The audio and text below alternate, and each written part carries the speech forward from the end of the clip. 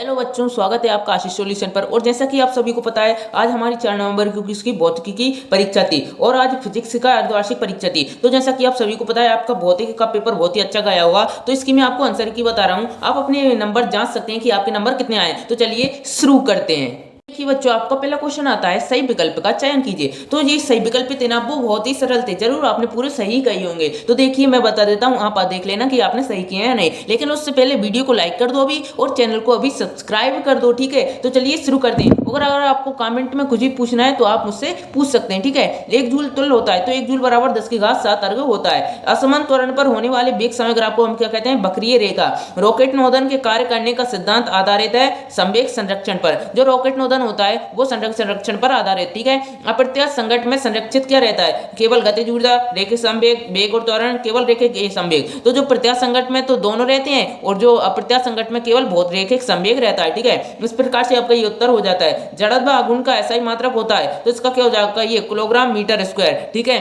फिर आता है, पृथ्वी सूर्य की परिक्रमा 1 वर्ष में करती है। यदि इनके बीच की दूरी दुगनी कर दी जाए तो नवीन परिक्रमण काल होगा। इस प्रकार से आपका जो ये वाला क्वेश्चन है उसका उत्तर ये वाला हो जाएगा। जो भी उत्तर ये करके आए उनका बिल्कुल सही है। फिर ये इंग्लिश में दिया है। फिर आपका अगला क्वेश्चन आता है, रिक्त स्थानों की पूर्ति कीजिए। तो देखिए, रिक्त स्थानों की पूर्ति करने के लिए ये दिया है 0501 में सार्थक अंकों की संख्या है, तो इसका उत्तर आपका हो जाएगा 3। क्या हो जाएगा? 3, ठीक है। ये वाला नहीं है, 3 उत्तर आपका हो जाएगा। फिर है, वेग समय ग्राफ का समय अक्ष से घिरा क्षेत्रफल कहलाता है, तो ये हो जाएगा आपका विस्थापन कहलाता है। क्या कहलाता है? विस्थापन, ये लिखा है, ठीक है, विस्थापन। फिर आता है, प्रक्षेप का प्रक्षेपण वेग 2 गुना करने पर उसकी क्षैतिज परास क्या हो जाएगी? तो यहाँ पर आ जाएगा आपका 4 गुना, क्योंकि जो आर रहती है ना वो वेग के अनुक्रमानुपाती होती है, ठीक है। फिर आता है आपका बल का आवेग बराबर में परिवर्तन, तो इसका हो जाएगा आपका संवेग में परिवर्तन के बराबर होता है। जो बल का आवेग होता है वो संवेग में परिवर्तन के बराबर होता है। फिर आता है गतिज ऊर्जा के तथा पी में संबंध, तो के बराबर पी स्क्वायर बटे 2m आ जाएगा आपका, ठीक है। फिर आपका आ जाएगा, क्या आ जाएगा?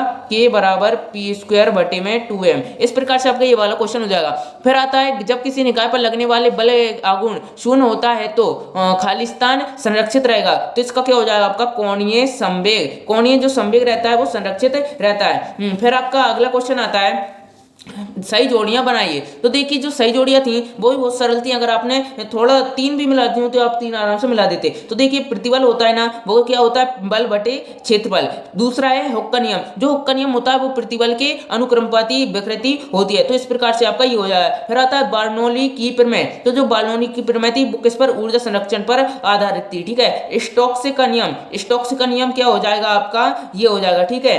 F बराबर 6 पाई NRV, ठीक है। फिर आती है विकृति। विकृति बराबर लंबाई में परिवर्तन बटे लंबाई में प्रारंभिक लंबाई भी हो सकती है और ये भी हो सकता है। तो देखिए आपका ये वाला हो जाता है। फिर आता है आपका प्रवाह निरंतरता समीकरण। ये थोड़ा अलग रहा था, मुझे लग रहा था कि अलग ही आया है, ठीक है। तो इसका उत्तर आपका ये हो जाएगा, क्योंकि आखिरी में बचा है, ठीक है। ये इंग्लिश में दिए हैं। फिर आपका अगला क्वेश्चन आता है, सत्य या असत्य लिखिए। जो सत्य असत्य वो भी सत्य थे, ठीक है। देखिए मैं आपको बताता हूँ, आवृत्ति एक विमाहीन राशि है, तो ये हो जाएगा आपका सत्य। यदि किसी गतिमान वस्तु की t पर स्थिति x बराबर 3t - 1 कर दी जाए तो t बराबर 2 सेकंड पर वस्तु का वेग x मीटर में है, सत्य हो जाएगा, ठीक है। फिर आता है, प्रक्षेपण कोण थीटा अथवा 90 - थीटा पर क्षैतिज परास समान होता है, तो ये भी आपका सत्य हो जाएगा। वीडियो को लाइक कर देना और चैनल को सब्सक्राइब करते चलो, ठीक है, क्योंकि चैनल पर ऐसे ही IMP टॉपिक्स आते रहते हैं। और जैसा कि आपको पता है, मैंने हिंदी में आपको फुल कोर्स करवा दिया था, ठीक है। संचार उपग्रह का आवर्तकाल 12 घंटा होता है, तो ये आपका असत्य हो जाएगा, ठीक है। फिर आता है, इनवार की प्रतिष्ठा पर ताप का प्रभाव नगण्य होता है, तो ये आपका सत्य हो जाएगा।